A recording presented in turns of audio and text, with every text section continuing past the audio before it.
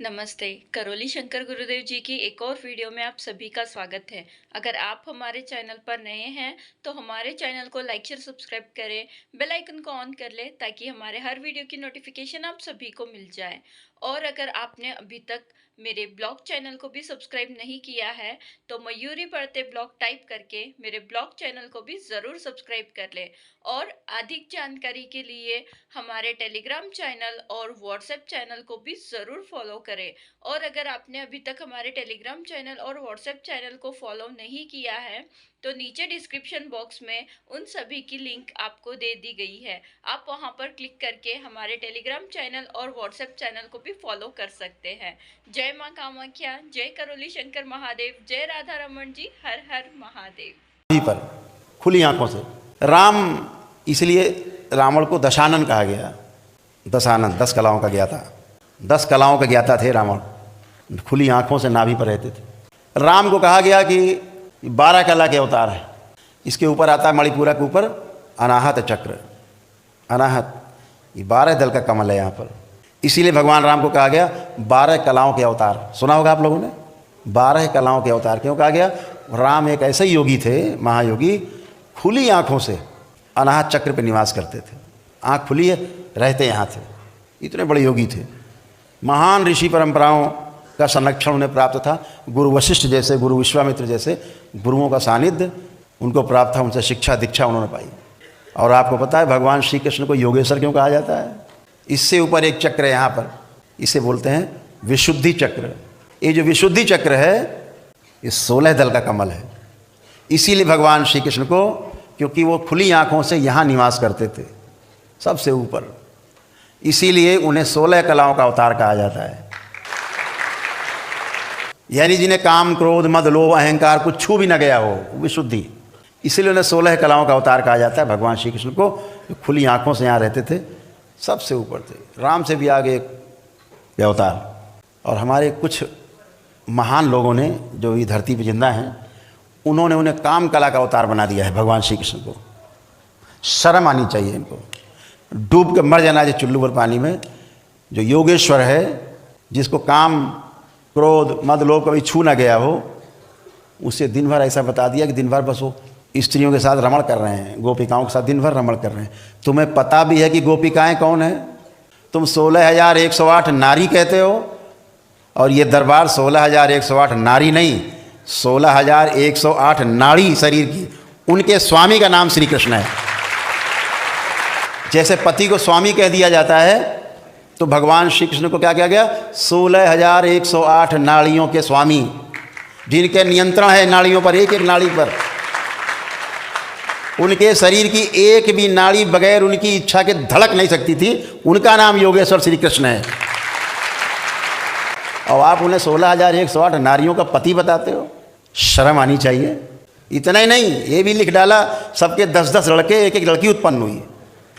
हद है भाई। आगे पढ़ो तो आपके नीचे से पैर धरती खिसक जाएगी। एक ही काम था उनके पास। तो महाभारत तुमने लड़ी इतने दैत्य मरवाए जीवन काल में, तुमने मरवाए थे। यही काम करते रहे बेचारे। आगे पढ़ो तो धन्य हो जाएगा आप। उस योगेश्वर को, जिन्होंने इस देश को नहीं पूरे विश्व को दिशा दी, वह ग्रंथ जिसकी कसमें अदालत में खाई जाती हैं हाथ रख के, उस ग्रंथ का नाम है गीता, श्रीमद् भागवत गीता। रामायण पे हाथ रख के कसम नहीं खाता कोई, श्रीमद् भागवत गीता पे रख के कसम खाता है। उस योगेश्वर कृष्ण के बारे में ऐसी ऐसी बातें, भद्दी भद्दी, दिन भर एक ही सूत्री कार्यक्रम। 8 वर्ष के श्री कृष्ण, 12 वर्ष की राधा। आप कह रहे हो दिन भर लिए पड़े रहते थे? अरे होश में हो भाई, होश की दवा खाओ। जब गोकुल छोड़ा श्री कृष्ण भगवान ने, तब उनकी उम्र 12 वर्ष थी। आप उन्हें काम कला का अवतार बता रहे हैं? अरे शर्म के मारे चुल्लू और पानी में डूब के नहीं मर जाओ। अपने भगवान के बारे में कुछ अच्छी अच्छी बातें करो, बच्चों को कुछ अच्छी शिक्षा मिले, बच्चों को उनका ज्ञान चक्षु खुले।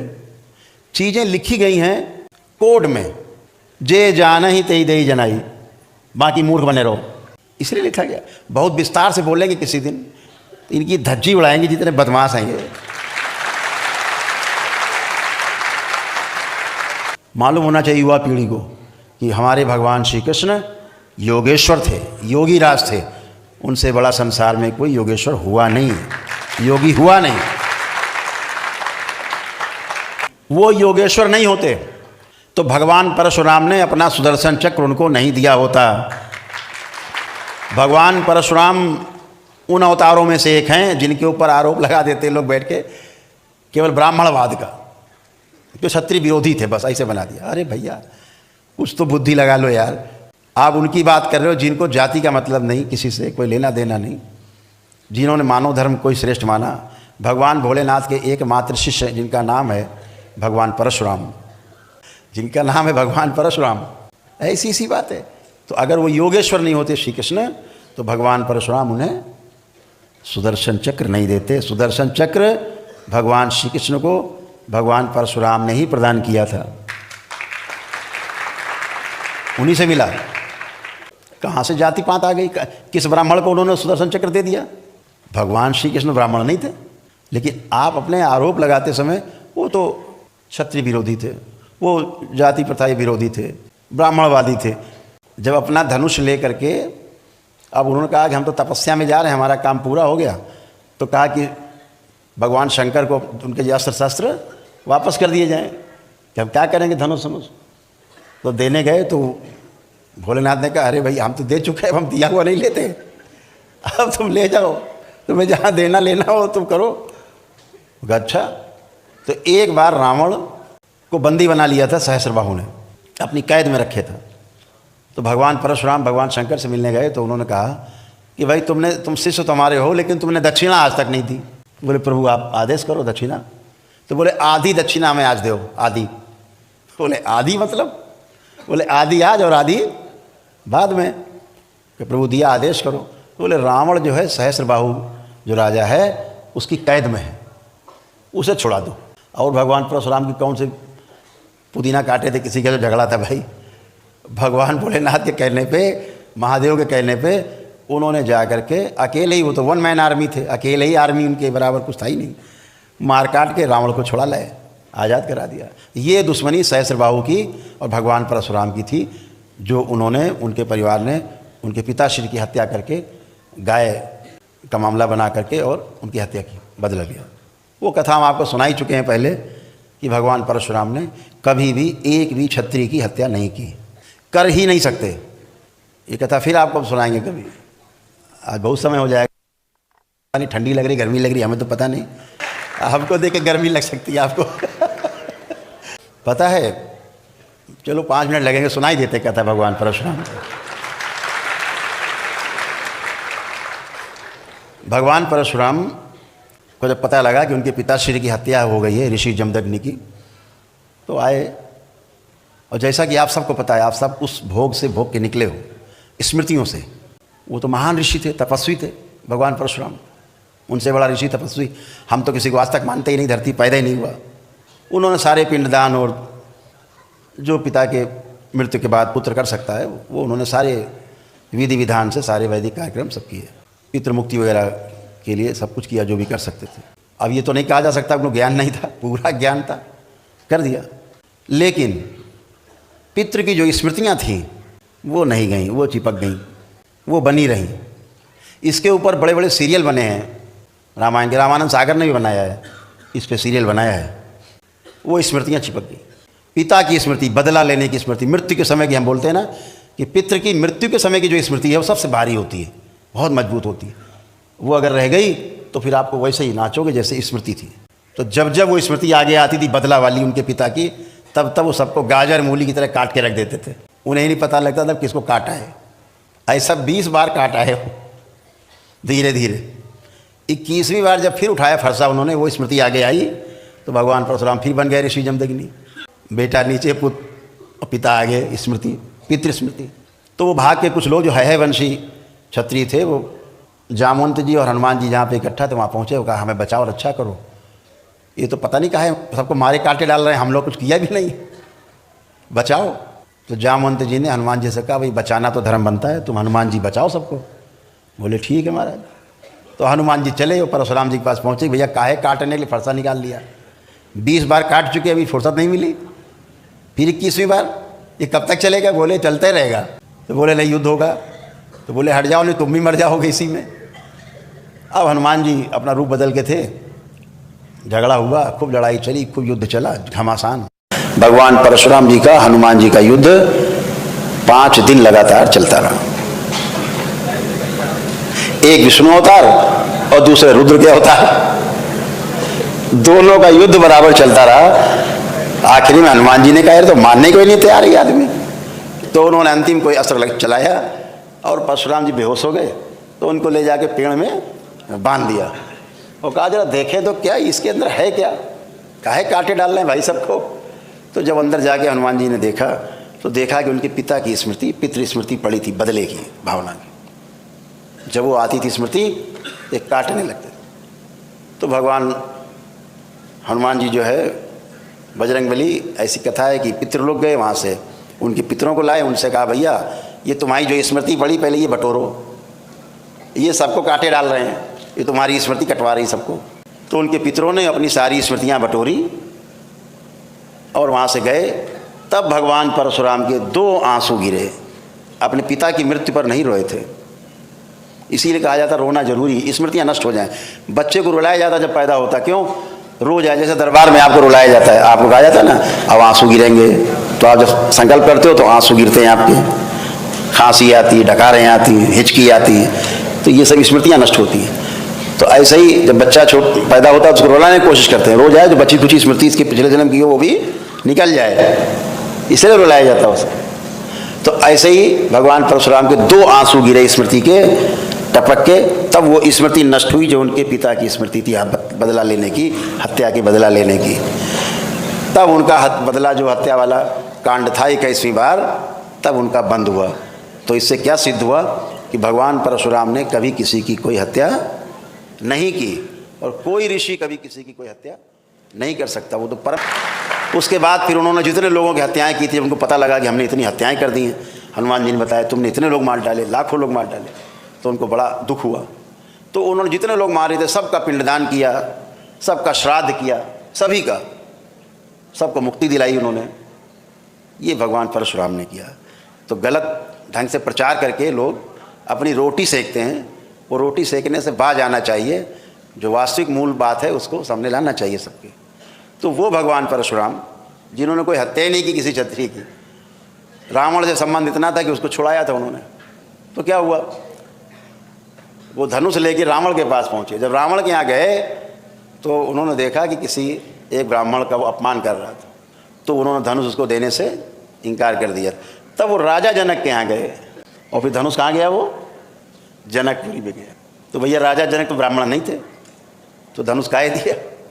तो जो दुनिया भर की तमाम कथाएं गड्ढम सड्डम लोगों ने सुना रखी हैं, समाज को भ्रमित कर रखा है, इस भ्रम से बाहर निकलना है, ग्रंथों से बाहर निकलना है, यथार्थ में आना है, अनुभव में आना है, अनुभव में जीना है कि कोई ऋषि मुनि कभी किसी की कोई हत्या ही नहीं कर सकता। चींटी तो मर नहीं सकती पैर के नीचे, आदमी कहाँ से काट देगा वो।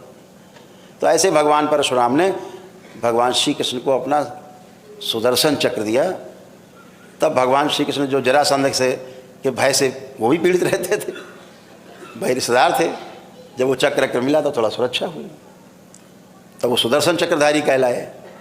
तो ऐसे भगवान श्री कृष्ण के बारे में ऐसी अनर्गल बातें तमाम जो लोग कथा कहानी में बैठ करके ढोलक मंजीरा बजा के चोरी चकारी, उनको चोर सिद्ध करना, उनको लुच्चा सिद्ध करना, लड़कियों के पीछे दिन भर पड़े हैं, कपड़ा चुरा के भाई चढ़ गए ऊपर, लड़कियां नहा रही थी तो कपड़ा चुरा लिया ऊपर चढ़ गए, इस टाइप की हरकतों वाली बातें लिखना बताना।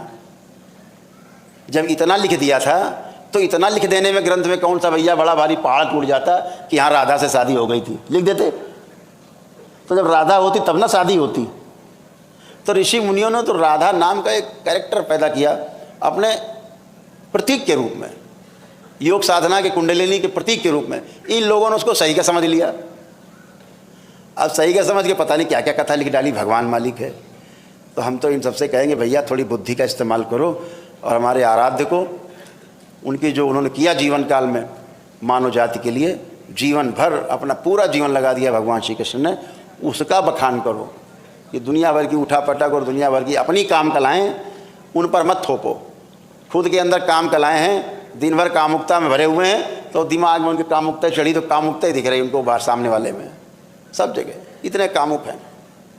वो लिंग भैर भी पीछे ही नहीं छोड़ रही। लगी है पीछे लिंग भैरवी, हम छुड़ा देंगे पीछा लिंग भैरवी से।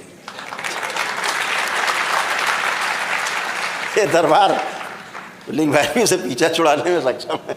तो आप सबका पीछा जो कि छूट चुका है लिंग भैरवी से, कुछ लोग हैं आज छूट जाएगा। अभी शुद्धि होगी, शुद्धि के बाद फिर सिद्धि होगी, उसके बाद फिर अगला कार्यक्रम तय होगा। तो चर्चा यहाँ पे विराम देते हैं कि तमाम प्रतीकात्मक बातों का आध्यात्मिक अर्थ है, उन शब्दों को आध्यात्मिक अर्थ में प्रयोग किया गया है। लोगों ने स्थूल में कहानियाँ बना ली, आध्यात्मिक में लिखा, और कुछ लोग आए उसको शब्दों में कहानी बना ली। एक तीसरे काका आए, उन्होंने सही मान के सब रख कर डाला, सही मान लिया, सब ऐसा ही था। तो ऐसा कुछ नहीं है। जब आध्यात्मिकता में आप उतरेंगे तमाम रहस्य खुलेंगे आपके सामने कि माँ महाकाली कौन है, माँ दुर्गा शक्ति कौन है, तो हनुमान कौन है, तो फिर शिव कौन है। तो बाद में सब खुलेगा जब आप धीरे धीरे चलते जाओगे एक एक कदम। रावण कौन है, तो राम कौन है, तो कृष्ण कौन है, तो शिव कौन है। अभी यहाँ पे देख रहे हो, ये देख रहे हो, ये कमल ही है, ये भी कमल है, ध्यान रखो, जिसे आप त्रिशूल कह रहे हो। ये 2 दल का कमल है, बीच में अगल बगल 2 दल हैं, पंखुड़ी, एक ये एक वो।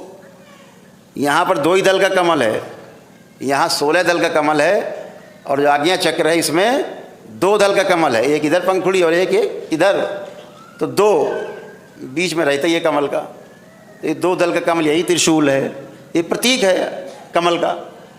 अब आप इसको कुछ और कहने लगो तो फिर कहने रहो, कहने से क्या जाता है, लेकिन यहाँ 2 दल का कमल है, इसलिए त्रिशूल है। शिव नेत्र है, तो उस शिव नेत्र के जहाँ पर कमल है उसको 2 दल का कमल है, तो त्रिशूल बताया आपको। अब पता लगे यही त्रिशूल है, किसी की पेल दिया पेट में। तो आध्यात्मिक व्यक्ति के लिए ये कमल है, आप किसी और के लिए त्रिशूल हो सकता है, इतनी तो बात है। ये सहस्रार है, सहस्रार में सहस्रों दल का कमल है, यानी सारे कमल ऐसे हैं सीधे, ये वाला उल्टा कमल है, हजारों पंखुड़ियाँ उल्टी लटक रही हैं। चोटी इसीलिए रखते हैं कि वो कमल का दंड है। चोटी रखने का मतलब है कि ये पुष्प खिल गया है जिसका, वो चोटी रखने का अधिकारी। अभी हमारे नहीं लगी चोटी, अभी चोटी नहीं है भाई, तो नहीं खिला होगा, नहीं है। तो सहस्र दल का कमल। तो क्या करते थे ऋषि मुनि, जिनका जो ब्रह्मचारी ब्रह्म विचरण करते थे, वो ब्रह्मचारी कह लो उन्हें, चाहे उन्हें ब्रह्मवेत्ता कह लो, चाहे पार ब्रह्म परमेश्वर कह लो, जब वो इससे पार हो जाते थे, सहस्रार से इसको वेदना जान लेते थे, तो ब्रह्म में विचरण करने वाले हो जाते थे। तो इसलिए चोटी रखते थे वो, ये प्रतीक था कि ये ब्रह्म में विचरण करने वाले हैं, ये वो ब्राह्मण हैं, ये ब्राह्मण हैं, क्योंकि ये वेद चुके हैं आपके सहस्रार को। उनकी देखा देखी चेला चोटी रखने लगे, चेला के देखी देखी गृहस्थ रखने लगे। अब सभी चोटी बात है, सब ब्रह्मचारी हो गए, सभी ब्रह्मचारी हो गए, सब चोटी। तो एक संस्कृति में आ गया चोटी रखना हिंदुओं की, और कोई बात नहीं, कहीं ना कहीं से तो परंपरा चलती है ना, तो चली वहीं से। तो ये सब एक अवधारणा है। जो आध्यात्मिक लोग हैं वो चीज़ों को, तत्ववेत्ता जो होते हैं, तत्व जब वो खोलते हैं, तोड़ते हैं, डिकोड करते हैं चीज़ों को, तो ऐसे है। हमारे कई जैनी मित्र हैं, जैन मित्र हमारे कई, हम उनके परिवार में जाते रहते थे, तो उनके घर में फ़ोटो जरूर लगी रहती थी भगवान महावीर की। ये भगवान बुद्ध का भी आपने देखा होगा कभी फ़ोटो, कोई मूर्ति तो यहाँ पे देखा होगा, घुंघराले जैसे बाल, देखा है, घुंघराले बाल बिल्कुल ऐसे भगवान महावीर को। तो अपने दोस्तों से हम पूछते थे कि भाई ये ऐसा क्यों बोले, उनके बाल घुंघराले थे। आज तक हमें कोई नहीं बता पाया कि बाल घुंघराले क्यों थे। ये बाल नहीं है, ये दिखाया गया है उस समय के पुराने लोगों ने। सहस्रदल कमल जो उल्टी पंखुड़ियाँ लटक रही हैं, जूड़ा और उल्टा कमल, यानी सहस्रदल कमल इनके खिले हुए हैं, ये है। और वो बता रहे हैं नहीं घुंघराले बाल हैं, वही राधा की तरह है नहीं, फिर भी बता रहे हैं। तो वो ऐसे ही बना के कुंडली को कुछ का कुछ बताते हैं। तो आध्यात्मिक दृष्टि से जब विवेचन होगा, आपके साथ बैठेंगे कभी, को विधि से विवेचन होगा, को ढंग से होगा। तंत्र का अर्थ ही होता है विधि, उपाय, कोई मार्ग, व्यवस्था। तो तंत्र में सब कुछ उपलब्ध है, सब अनुभवगम्य है, सब अनुभव आप कर सकते हैं। पहली सीढ़ी आज आपकी है और आप इसमें प्रवेश कर रहे हैं। पुनः आप सबको बहुत बहुत धन्यवाद, बहुत बधाई। कभी इस पे आराम से प्रमाण के साथ बात करेंगे, तब आप सबको अच्छे से समझ में आए। तो आज का वीडियो आपको कैसा लगा कमेंट बॉक्स में लिखकर जरूर बताइएगा। आगे भी इसी प्रकार के वीडियो देखने के लिए हमारे चैनल को लाइक शेयर सब्सक्राइब करें, बेल आइकन को ऑन कर ले ताकि हमारे हर वीडियो की नोटिफिकेशन आप सभी को मिल जाए। वीडियो को पूरा देखने के लिए धन्यवाद।